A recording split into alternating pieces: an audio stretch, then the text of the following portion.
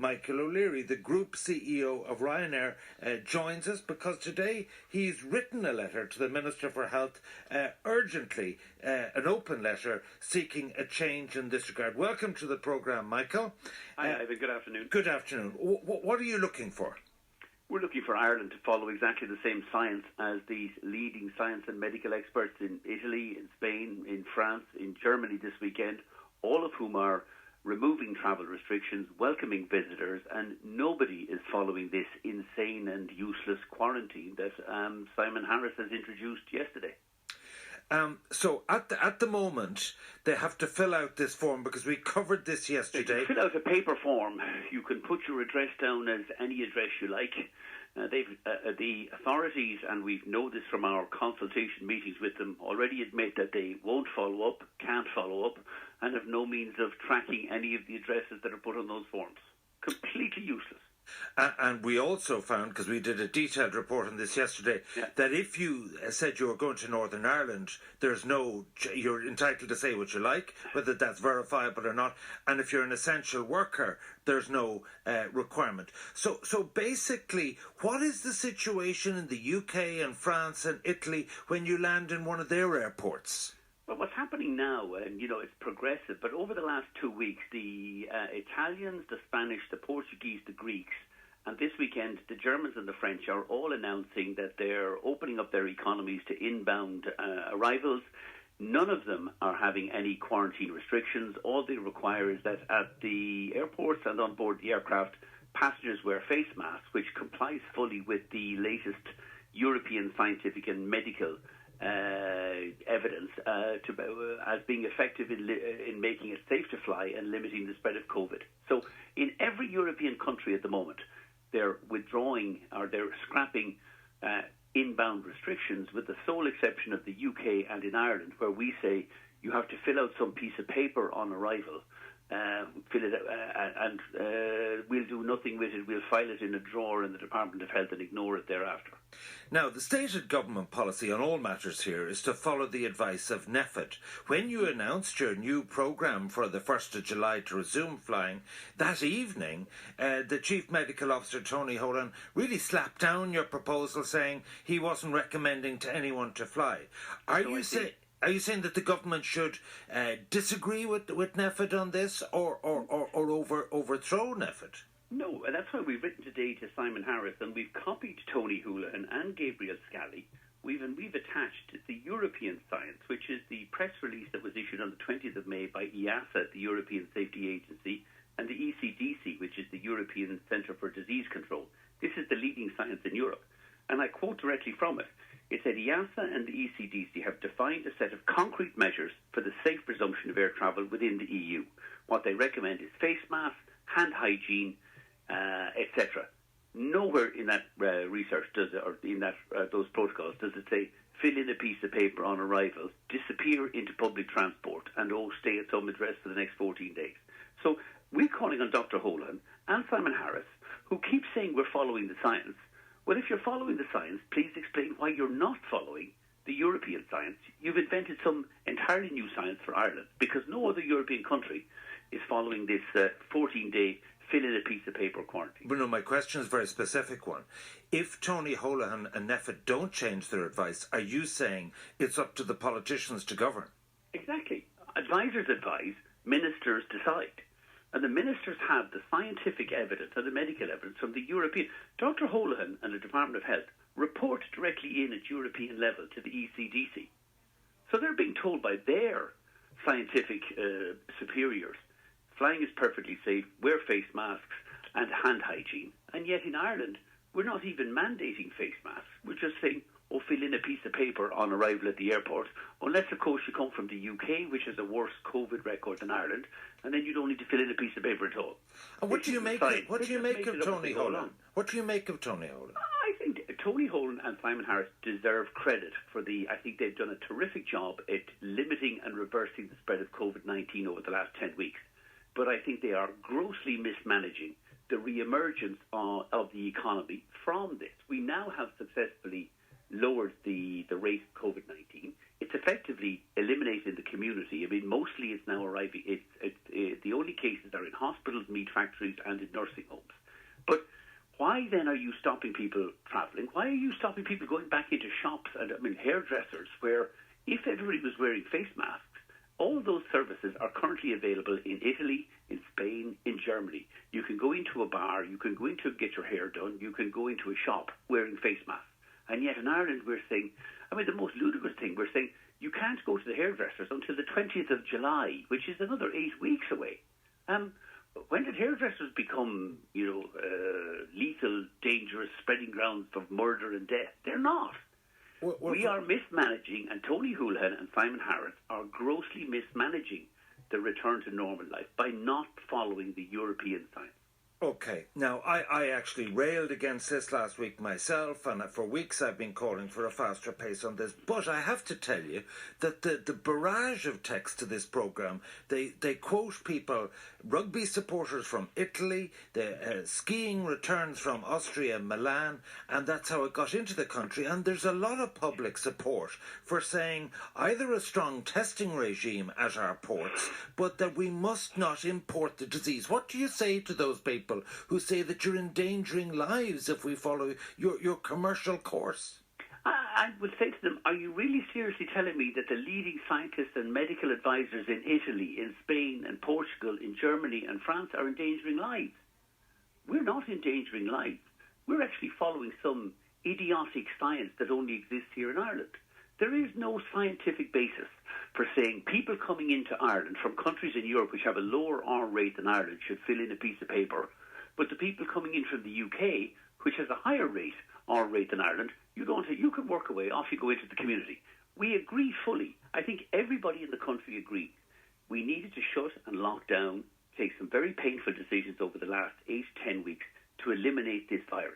But now, as other European countries are returning to some normality, open the hairdressers, open the shops, go back flying, there is a scientific basis for doing so, wearing face masks, go back flying, go back to some degree of normality, and yet in Ireland we're saying no, some of that won't be available to you for another 8, 10 weeks, despite the fact that yesterday, the number of deaths and the number of new cases is dropping precipitously. Right.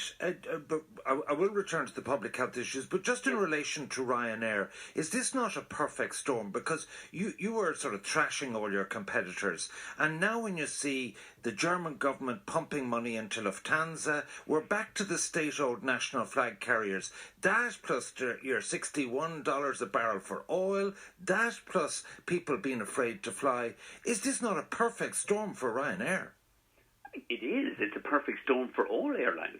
We would not in any way diminish this. Like after 9/11, which was the last great storm for the airlines, we were all grounded for 4 days because of the security concerns. COVID-19 has grounded the airlines for 4 months.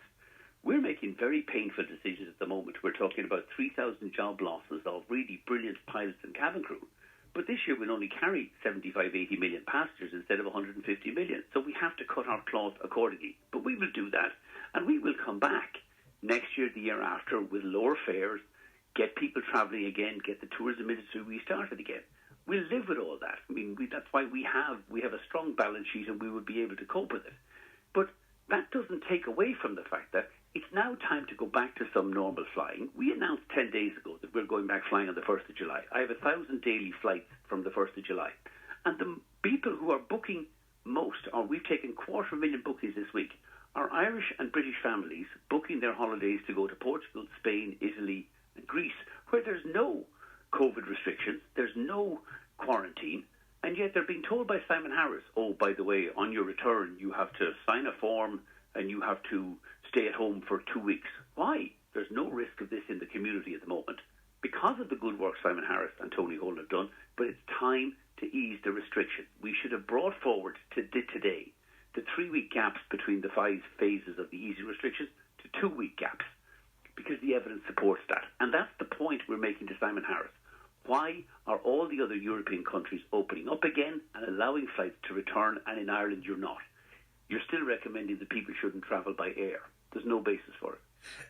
On a number of occasions, we've covered travel issues and tourism issues, and we've been inundated by texters saying, what's the story about refunds at Ryanair? You're usually very, very prompt at this. I understand there's a scale issue and a administrative issue, but it does seem that you're much quicker at taking people's money than giving it back. Could you give a deadline by which people will get their refunds? Well, let me tell you the scale. We normally process, Ivan, about 10,000 refunds a month. At the moment, we have 35 million refunds to process. That's just the cancellations for the 3 months of April, May and June. We're already a third of the way through that. We've refunded about 400 million euros of about 1.2 billion. And we're doing that with limited staffing because of the social distancing restrictions on people coming to the office. It will take us, I think, anything between another 3 to 6 months to eliminate all of that backlog. Now, it could be faster because what we're hoping is once we go back flying in July and August, a lot of people who had a cancelled booking in April, May and June will move and will rebook to travel abroad in July, August, and that way we'll be able to eliminate the backlog and process those cash refunds much faster. Right. Now, the actual government decision on the 14-day quarantine is until the 18th of June. Would it be an acceptable compromise to you that they wouldn't have this stipulation beyond that date? In other words, your 1st of July would be okay? Actually, Ivan, I think what's going to happen is that they will simply quietly abandon it even before that date. But we had a facilitation meeting today with the Department of Transport. And all of us, we, the airlines, the airports, we asked the government, what is the benchmark, or what is the, if you like, the decision-making point by which you'll abandon or cancel this quarantine? Do you need an R rate of 0.4, 0.7, 0.8? Do you know what the answer was? We don't know. They've introduced a quarantine that's completely ineffective, and they have no idea by what benchmark or what standard or what test they will apply to withdraw the quarantine. They're just making this quarantine stuff up as they go along. And the really serious concern is that they're not following the science from Europe, which says, go back flying, but you must wear face masks. I'm amazed why Tony Holohan and Simon Harris, who keep talking about following the science, don't make wearing face masks mandatory on buses, on trains and on planes. Social distancing isn't possible in an airport or on a plane. Therefore, where it's not possible, you must wear a face mask. And yet in Ireland, face masks are still voluntary, whatever you're having yourself.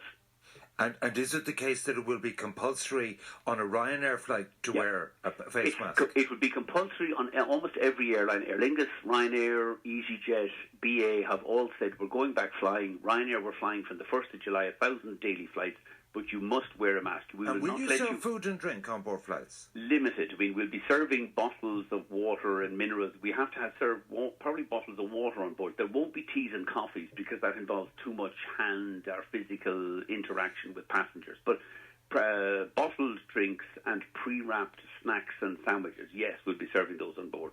Okay, finally, we are on the cusp of a new government, and these matters will all pertain to the new government. It could be as rapid as a week or two. Micheál Martin is joining me at 5 o'clock. How do you feel? Are you excited at the prospect of him as Taoiseach? And how do you feel about your friends, the Greens, being in government? I think whatever government is formed, Ivan, is facing such momentous challenges with the kind of fiscal budgetary deficits. You know, all of the promises that were made in the last election are going to go completely out the window. We're going to borrow about another 30 billion euros this year. This is an economy that has a total income of about 60 billion a year. I have nothing but sympathy and support for whatever the incoming government will be. They face enormous, I think, historic challenges. But the critical thing that this government, led by Leo Varadkar, and the new government must do is get the economy moving again. No, but specifically, the Green Party all over Europe is anti-aviation. They say it's responsible for 14% of greenhouse gases. Yeah, they want taxes on aviation fuel. What do you say to that? I think actually Europe is facing such a recession, such a depression for the next number of years. When you have unemployment of 25 and 30% and a recession, the green agenda tends to move to the back of the queue in favour of how do we get economy started, how do we get people back to work. And that's really what we've got to focus on in this economy first. Get people travelling, get people back to work, get our tourism industry, our hotels and our restaurants working again. And the only way we can do that is scrap this ineffective and stupid quarantine measure. All right, my sincere thanks to the Group CEO of Ryanair, Michael O'Leary. The Hard Shoulder on